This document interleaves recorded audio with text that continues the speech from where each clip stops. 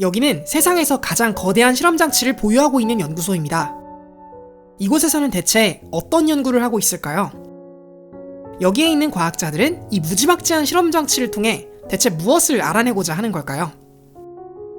과학스키 오늘의 이야기는 바로 세상에서 가장 큰 규모의 입자 가속기 LHC를 보유한 거대 과학의 성지 세른의 두 번째 이야기입니다.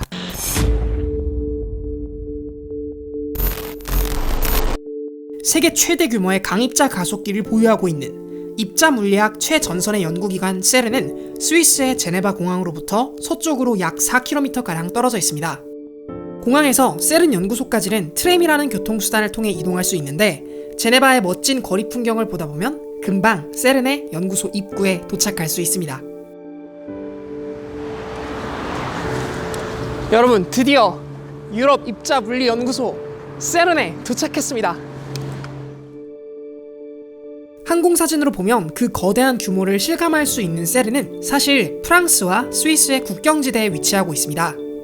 중립국이라는 성격과 국경지대라는 지리적 특성 때문에 국제기구들이 질비해 있는 이곳에서 입자 물리학의 최전선 지식들이 검증되고 탄생되고 있습니다. 2차 세계대전 마치고 각각 유럽 나라들이 우리가 어떻게 전쟁을 안 하고 이렇게 평화롭게 할 수 있을까? 사이언스는 이런 게 가능하다 해가지고 유럽 8개국인가가 보여가지고 프랑스랑 스위스 국경에 이런 이제 셀을 만들었죠.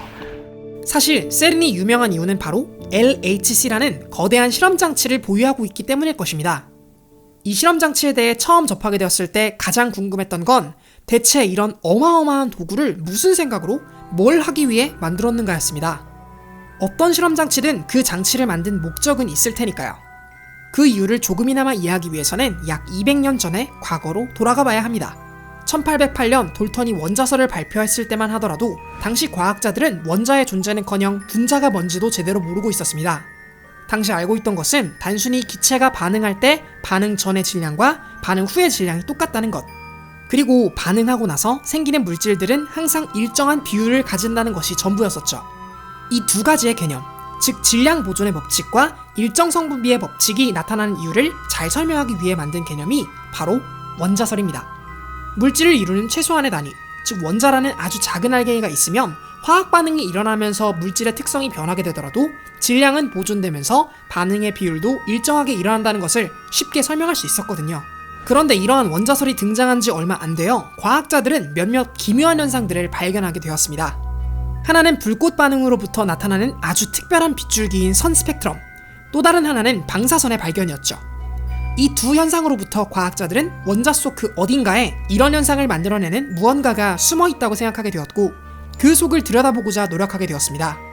음극선 실험을 하던 J.J. 톰슨은 원자 속에는 전하를 띠고 있는 입자, 전자가 존재할 것이라고 생각했고 그러한 추론이 시작된 지 얼마 안 되어 어니스트 러더퍼드와 그의 제자들은 원자 속에 꽉 밀집한 양전하, 즉 원자핵을 알게 되었습니다. 이러한 모든 발견은 입자 물리학이라는 새로운 학문의 탄생으로 이어지게 됩니다. 하지만 궁금증은 여기서 그치지 않았습니다. 원자의 구조를 규명하는 과정 속에서 행했던 실험 방법인 입자 충돌, 즉 금박에 알파 입자를 때렸던 것처럼 물리학자들은 입자들의 충돌 속에서 나타나는 변화들을 통해 지금까지 발견된 입자들보다도 더욱더 작은 세계를 들여다보고자 했습니다. 스위스 융프라우 요우에 위치하고 있는 스핑크스 관측소와 같은 곳이 바로 그러한 과학을 하고 있는 대표적인 곳입니다. 가속기가 있기 전에는 보면 지금 이제 외부에서 입자들이 날라와가지고 하늘에 이 공기가 엄청 많이 있지 않습니까? 그래서 이제 그 공기를 때려서 상호작용해서 여러 가지 입자들이 만들어지고 있거든요. 1초에 이런 입자들이 1초에 한 요 정도에 한 개씩 정도 떨어집니다. 아, 그래요? 네. 그래서 그러나 이러한 관측은 비유하자면 마치 사과나무에서 사과가 떨어지길 기다리다가 떨어질 때 그 사과를 잠깐 관찰하면서 중력이 무엇인지를 알아내고자 하는 것과 같았습니다. 과학 실험에서 들여다보고자 하는 대상을 컨트롤하는 것, 즉 변인들을 컨트롤하는 것은 매우 중요한 실험의 요소인데 스핑크스 관측소와 같은 방법으로는 컨트롤은커녕 분석도 깔끔하게 낼 수 없었죠. 그래서 과학자들은 생각했습니다. 자유롭게 입자를 원하는 에너지만큼으로 가속해 충돌시킬 수 있는 장치를 만들 수 있다면, 그럴 수만 있다면 입자들을 훨씬 더 면밀하게 연구할 수 있지 않을까? 그래서 등장한 아이디어가 바로 입자 가속기라는 실험장치입니다. 그전에는 그냥 총알 맞은 것만 보고 어떤 총알이 와서 때렸나, 어느 정도 에너지로 와서 때렸나를 다 추측해야 되는데, 네네. 총알 만들어서 어떤 총으로 어떤 세기로 쏘는지를 아니까 연구하기가 제일 쉽죠. 그래서 원래는 저희가 그냥 보다가 나중에는 가속을 해서 보게 되고, 네, 그렇죠. 그게 이제 점점 그러니까 이제 가속을 하면 우리가 무슨 입자를 가속한지를 알고 네. 에너지를 알기 때문에, 그러니까 입자의 종류랑 그거의 입자가 가지는 에너지를 갖고 네. 다른 물체를 때려보면은 네. 이해하기가 제일 쉽죠. 아이디어 초기에는 일직선으로 만든, 즉 선형 가속기를 이용하고자 했습니다. 선형이라는 용어는 리니어를 번역한 말로써 영어 단어에서 알 수 있듯 일렬로 주르륵 늘어놓는다는 의미를 가지고 있습니다. 수소가스에 전압을 걸어 전자를 후두둑 털어내고 나면 플라즈마 상태의 수소핵만 남는데, 이렇게 남은 수소핵을 가속시킬 때는 이렇게 선형으로 배열된 가속기보다 좋은 방식은 없거든요. 방법은 이렇습니다. 특별한 간격으로 거리를 둔 금속판 사이에 빠르게 교류 신호를 걸게 되면 순차적으로 전기장이 입자가 나아가는 방향 쪽으로 가속하는 힘을 걸어줍니다. 이 안에 양성자, 즉 수소액을 던져 넣으면 지속적인 전기장의 변화에 의해 입자는 빠르게 가속합니다. 지금 전압을 플러스 전압을 걸어주죠. 그러니까 딱 지나갈 때쯤 이게 플러스 전압을 걸어주면은 네. 힘을 받는 거죠. 힘을 받는 거기 때문에 이게 속도가 빨라지지 않습니까? 네네네. 빨라지기 때문에 이 간격이 계속 멀어져요. 멀어지네요. 네, 간격이. 이 방법을 통해 과학자들은 원하는 만큼 원하는 대상에 빠르게 가속한 입자를 충돌시킬 수 있게 되었습니다. 하지만 여기에는 아주 결정적인 단점이 있는데, 이러한 방식대로라면 입자가 빨라지면 빨라질수록 이 선형 가속기의 효율은 점점 떨어진다는 것입니다. 가면 갈수록 터무니없을 정도로 길게 만들어줘야 할 테니까요. 그래서 고안한 형태가 바로 원형 가속기, 사이클로트론입니다. 선형 가속기에서는 전기장만을 이용해 입자를 가속했다면, 원형 가속기에서는 입자가 빙글빙글 원궤적을 따라 돌 수 있도록 만들기 위해 자기장을 걸어줍니다. D라고 불리는 큰 금속 D 모양의 판을 두고 그 위로 자기장을 걸어주면 이 떨어진 두 D 사이로 입자가 지나칠 때 전기장의 영향을 받아 점점 가속되는 형태의 입자 가속기를 만들 수 있습니다. 이 장치의 개발을 통해 일렬로 가속기를 만들 때보다 비용도 저렴한 데다 훨씬 덜 공간을 차지하면서도 더 강하고 빠른 가속 입자를 인류는 만들 수 있게 되었습니다. 그리고 이 사이클로트론이 개량된 형태가 바로 싱크로 사이클로트론입니다. 가끔 어떤 동영상들을 보면 영상이랑 목소리가 틀어졌을 때 이를 알맞게 조정하는 걸 싱크를 맞춘다고 하잖아요. 여러분 보이시죠? 저 뒤에 있는 건물이 바로 이 페리비랩 전체를 대표하는 건물 윌슨 홀입니다. 한번 가보도록 할게요. 마찬가지로 싱크로 사이클로트론은 입자가 빛의 속도에 근접하게 되었을 때 점점 가속하기 어려워지게 되는 효과를 고려해줘서 그에 대한 싱크를 맞춰준 사이클로트론입니다. 그리고 이것이 더욱 발전되어 D판 없이 실린더 튜브만으로도 입자를 가속시킬 수 있는 형태가 바로 이런 형태들이죠.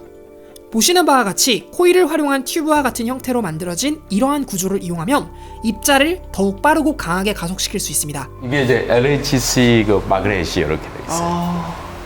여기 보시면은 연구 자석 갖고는 자석이 세기가 안 나오기 때문에 네네.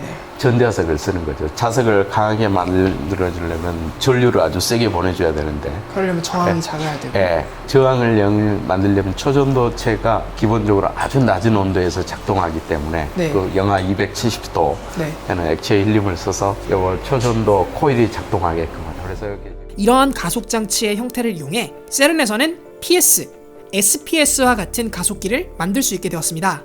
LHC가 등장하기 전까지는 세계에서 가장 거대한 입자 가속기를 보유하고 있었던 페르미랩의 테바트론도 역시 같은 원리로 입자를 가속하고 있죠.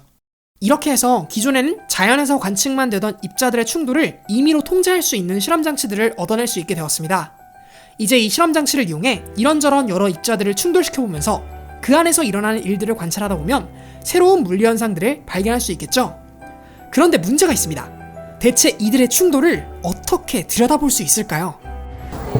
안녕하세요 여러분, 과학퀴입니다. 이렇게 인사드리는 거 정말 오랜만이죠. 이번에 올라온 영상, 기존에 올라왔던 세른 영상의 두 번째 편이에요. 제가 기존의 영상에서 세른의 본질을 전달하고자 하는 의도랑은 다르게 뭔가 좀 중구난방으로 이야기가 전개된다라고 하는 느낌을 받아서 이번에 세른 영상을 크게 3가지 기획 시리즈로 만들게 되었어요. 첫 번째는 여러분한테 오늘 보여드렸던 이 세른에서 어떻게 입자를 가속하게 됐는지에 대한 역사 이야기랑, 그리고 두 번째는 입자를 가속한 다음에 이 가속한 입자를 가지고 실험을 저희가 할 거 아니에요? 그럼 그 실험이 이루어질 때 실험에서 발생하는 실험의 결과들을 우리가 어떻게 들여다볼 수 있는지에 대한 두 번째 이야기. 마지막 세 번째는 여기 첫 번째랑 두 번째에서 했던 그런 이야기들, 그러니까 입자를 가속하고 이걸 가지고 충돌시켜서 그 실험 결과를 들여다보고, 이걸 통해서 지금까지 세른이 해온 게 뭐고 앞으로 세른이 뭘 할지, 이렇게 세 가지의 맥락으로 정리하면 여러분한테 유럽 입자 물리 연구소가 뭘 하는 연구소인지를 확실하게 전달할 수 있을 것 같아서 이 세 가지 테마를 여러분에게 정말 다큐멘터리처럼 보여주고 싶어서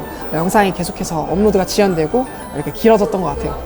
사실은 이미 이 영상들이 완결이 되고 이미 완성된 영상이었는데, 섀도우 그레이 이번에 여러분이 되게 사랑해 주신 걸 좀 바탕으로 저도 영상을 다시 공부하게 되었어요. 어떻게 하면 여러분한테 좀 더 재밌게 보여줄 수 있는지를 공부하다 보니까 기존에 만들었던 영상이 여러분한테 크게 어필이 되지 않고 재미가 없을 것 같다는 생각이 들어서 이번에 그 영상을 대규모로 갈아엎느라 보니까 제가 10월에 영상을 하나도 못 올렸더라고요. 여러분에게 지금 준비하고 있는 이 세른의 세 가지 영상들, 세른을 이해할 수 있는데 정말 큰 도움이 될 거라 생각을 하고 열심히 준비하고 있으니까 기대해 주시고요. 그리고 또 제가 지금 영상을 새로 공부하고 있어요. 기존에 여러분한테 보여줄 수 있었던 그런 테크닉적인 부분보다 한 단계 도약을 해야 될 것 같다는 생각이 지금 여실하게 들어서 지금 다시 프리미어뿐만 아니라 애프터 이펙트도 좀 공부를 하고 있고, 그리고 제가 설명할 때 쓰는 손그림도 여러분한테 좀 더 명확하게 보여주고 싶어서 손그림도 지금 연습을 하고 있어요.